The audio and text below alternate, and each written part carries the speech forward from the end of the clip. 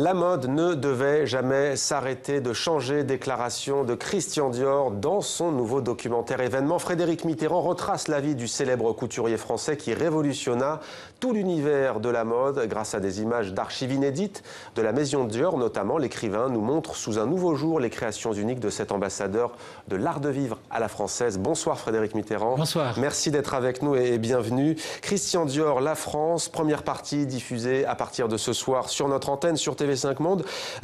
Pour commencer, pourquoi vous êtes-vous intéressé à ce célèbre personnage, Christian Dior? Qu'est-ce qui vous fascine chez lui? La réponse est dans le titre. Christian Dior, la France. Il est l'expression même d'un certain art de vivre, d'une certaine grâce française. Il est l'héritier de Versailles, il est l'héritier de toutes les plus belles choses qui ont été faites en France. Et ce qui est particulièrement passionnant dans son cas, c'est qu'il a décidé d'être cet héritier à un moment tragique. C'est-à-dire au retour de la guerre, ça c'était la victoire, c'était la liberté bien sûr, mais c'était aussi la misère, le rationnement, les difficultés de toutes sortes.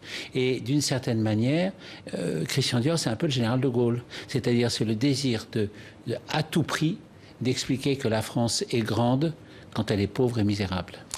Christian Dior est né à Granville, dans la Manche, en Normandie, d'une famille industrielle. On va regarder un premier extrait de votre film, Frédéric Mitterrand.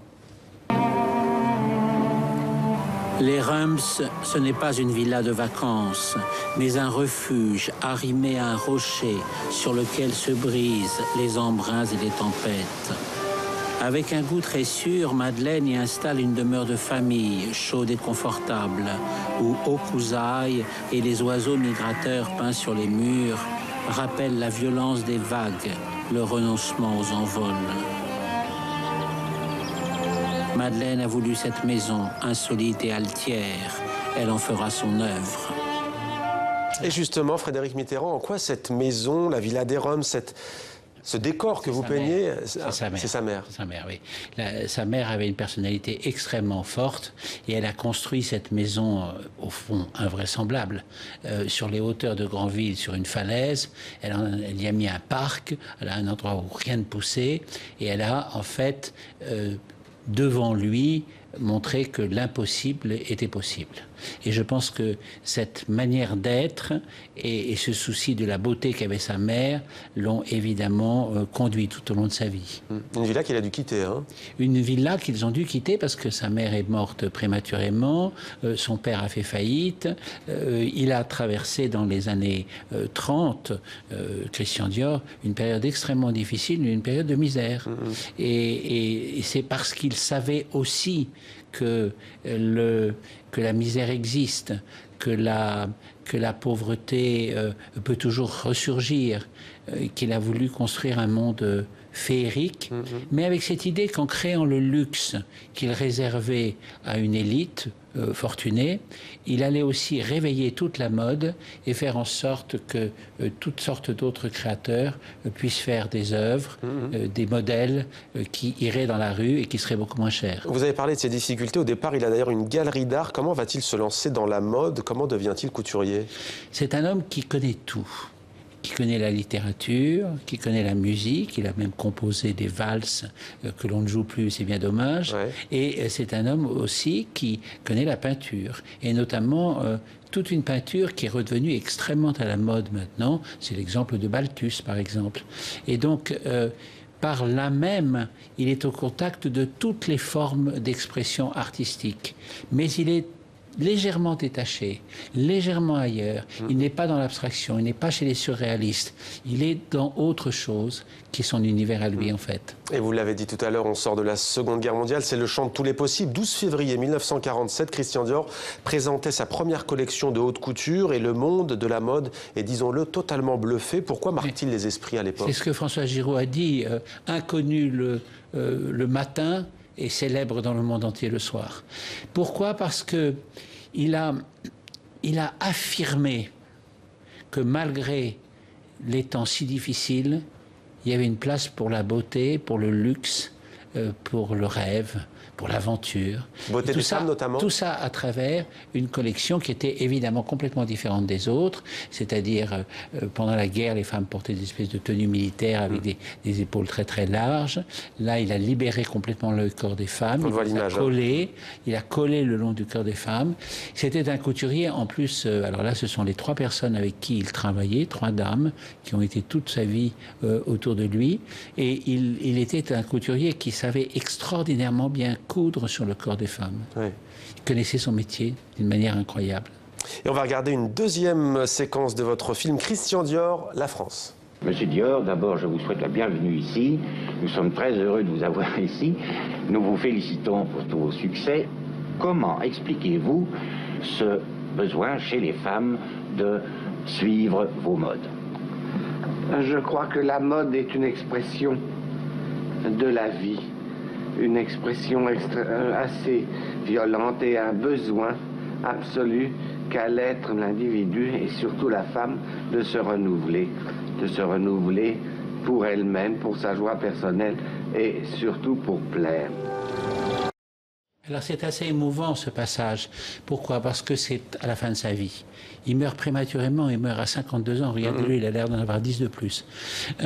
Et c'est un passage qui a été enregistré à la télévision suédoise. Avant d'ailleurs le présentateur parle suédois. Et il est fatigué. Ça se voit, il a du mal à parler, il est absolument épuisé. Pourquoi est-ce qu'il est épuisé? Parce qu'en 10 ans, il a créé un empire. Un empire. Il y a la Maison Dior dans le monde entier. Et chaque collection est un moment d'inquiétude. Chaque collection, il se dit qu'il peut tout perdre. En fait, il ne perd pas parce qu'à chaque fois, c'est bien. Mais lui, il le vit d'une manière très, très intense. Et en vérité, chaque collection, c'est 2 collections par an pour la France, mais 2 collections pour les États-Unis, 2 collections pour l'Angleterre, plus des collections entre, qui sont ce qu'on appelle les demi-collections. C'est-à-dire qu'il travaille absolument comme un fou. Cet homme qui a l'air comme ça d'un petit notaire, qui parle comme avec une voix de petit bourgeois français, qui n'est pas du tout glamour.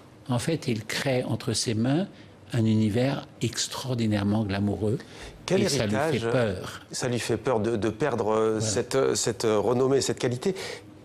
Est-ce que ses successeurs se sont inspirés de lui? On pense à Yves Saint Laurent. Le fait qu'il ait, en quelque sorte, adoubé Yves Saint Laurent comme successeur veut dire que Saint Laurent a pris la suite dans une vision comme ça de la somptuosité, de l'élégance, et puis aussi dans l'aptitude, et ça c'est grâce à Pierre Berger aussi, dans l'aptitude, bien sûr, dans l'aptitude à construire tout un empire là aussi. Disons que la volonté et l'imagination, on les retrouve à l'époque de Dior chez Jacques Fath, mais qui meurt plus tôt. On les retrouve chez Saint Laurent et on les retrouve aussi chez Lagerfeld. Juste quelques mots sur Christian Dior, l'homme dans la vie, à la ville. Comment était-il? Un mondain, un homme discret C'était un homme très discret. C'était un homme délicieux. Ça, vraiment, je m'en suis rendu compte. C'était un homme d'abord d'une gentillesse extrême, qui détestait la tyrannie, les éclats de voix, etc., qui était d'une gentillesse absolument merveilleuse avec tous les gens avec qui il travaillait, et qui pensait, ce qui est assez juste, que finalement c'est pas la peine d'être tyrannique, il suffit simplement de donner l'exemple, c'est-à-dire de travailler tout le temps et d'être tout le temps inventif. Frédéric Mitterrand, vous avez été ministre de la Culture, vous avez sans doute un regard sur ce qui se passe en ce moment en France, beaucoup de changements sur le plan politique. On va vous montrer la photo officielle d'Emmanuel Macron, elle a été dévoilée ce matin, photo prise par Soisig de la Moissonnière, qui est la photographe officielle du président de la République. Qu'est-ce qu'elle vous inspire? Alors, on ne voit pas forcément ses mains, mais il a les mains posées sur un bureau. Mais oui, c'est ça, c'est dommage, on ne voit pas toute la photo, là, parce que j'ai entendu parler de la photo déjà. Il a les bras le long du corps posés devant le bureau. On voit des téléphones portables aussi. Et là, on ne les voit pas, les téléphones portables. Quelle est la photo qui sera dans les mairies? Celle dont nous venons de parler ou celle que nous voyons là? Ça, je ne sais pas. C'est celle, à mon avis, que vous avez vue. Celle que je viens de voir. Précédemment, non. Ah non, c'est l'autre. Je ne l'ai pas Plutôt vu, avec j'en ai les bras, entendu ouais. parler. Ce qui m'intéresse dans cette histoire, c'est qu'il a pris une photographe qui n'est pas très connue et qui est cependant la photographe qui a suivi sa campagne. Donc ça veut dire qu'elle est talentueuse. Si vous pensez au président Giscard d'Estaing, il avait pris Lartigue. Si vous pensez à François Mitterrand, il avait pris Gisèle Freud. Ouais. Si vous pensez à Jacques Chirac, il avait pris Bettina Reims. Lui décide, ah voilà, ça c'est déjà un peu plus... on a vraiment le sentiment